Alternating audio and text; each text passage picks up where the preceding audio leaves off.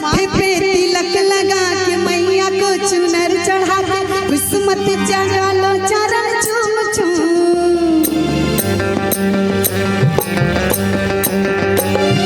माथे पे तिलक लगा के मैया को चुनर चढ़ा के किस्मत जगा लो चरण चूम चूम। शेरा वाली की जगराता करो झूम झूम झूम झूम झूम झूम। मेहरा वाली की जगराता करो झूम झूम झूम झूम झूम झूम। माथे पे तिलक लगा के मैया को चुनर चढ़ा के किस्मत जगा लो चरण चूम चूम। माथे पे तिलक लगा के मैया को चुनर चढ़ा के किस्मत जगा लो चरण चूम चूम। शेरा वाली की जगराता करो झूम झूम झूम झूम झूम झूम। मेहरा वाली की जगराता करो झूम झूम झूम झूम झूम झूम।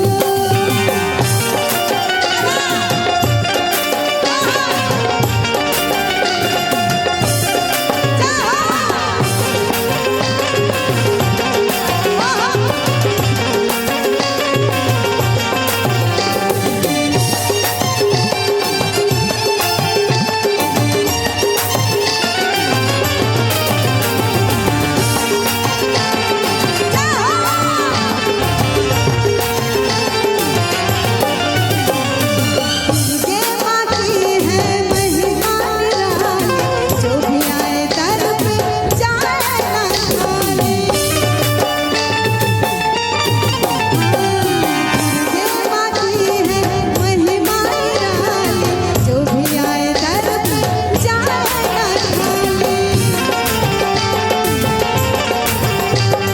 भक्ति का सहारा लेके माया से किनारा ले फेरे लगा लो माथा धूम धूम। भक्ति का सहारा लेके माया से किनारा ले फेरे लगा लो माथा धूम धूम। कहीं और मत जाइएगा, फिलहाल आज माँ के लिए। वैसे हम जिनको जिनको भी माँ है या जिनको नहीं है, अपनी माँ, लेकिन अगर घर में माँ है तो सुबह से लेकर जब तक हम सोते नहीं हैं, माँ को हम लोग हमेशा माँ माँ करते हमारा दिन कटता है, रात कटती है। और जिनके माँ नहीं है तो क्या हुआ, देवी माँ। हम मंदिर से गुजरते हैं और माँ का दर्शन पाते हैं। और आज तो 9 दिन के लिए माँ हम सबों के घर में, हम सबों के मंदिर में वो आ चुकी हैं और अपनी अपनी श्रद्धा से माँ को हम पूज रहे हैं। और ये भी हमारे लिए एक पूजा है, कलाकार के लिए सबसे बड़ी पूजा मैं मानती हूँ जब माँ मुझे जिस जगह पे बुलाती हैं और आप सबों के लिए मुझे जो भजन गाने का जो मौका मिलता है, ये माँ की कृपा है। और इसलिए मैं चाहूंगी जरा दोनों हाथ उठा लीजिएगा, दोनों हाथ। हाँ, और आप लोग जो सोच के आए हैं ना इंदु सोनाली के लिए कि बहुत ही प्यारे प्यारे इंदु सोनाली के गाए हुए रोमांटिक गीत, हाँ वो सब भी होगा, टेंशन नहीं लेना है। कहते हैं अंत भला तो सब भला है ना। तो जरा सा दोनों हाथ दिखा दीजिएगा। शेरा वाली की जगराता करो झूम झूम झूम झूम झूम। शेरा वाली की जगराता करो झूम झूम झूम झूम झूम। माथे पे तिलक लगा के मैया को चुनर चढ़ा किस्मत जगा लो चरण चूम चूम। माथे पे तिलक लगा के मैया को चुनर चढ़ा किस्मत जगा लो चरण चूम चूम। ओ भाई, दोनों हाथ क्यों ऐसे खड़े हैं, क्या कष्ट है? कोई हाथ आपका लेके नहीं जाएगा, फिर हाथ पीछे क्यों कर लिए? डर लगता है कि कोई हाथ आपके लेके जाएगा?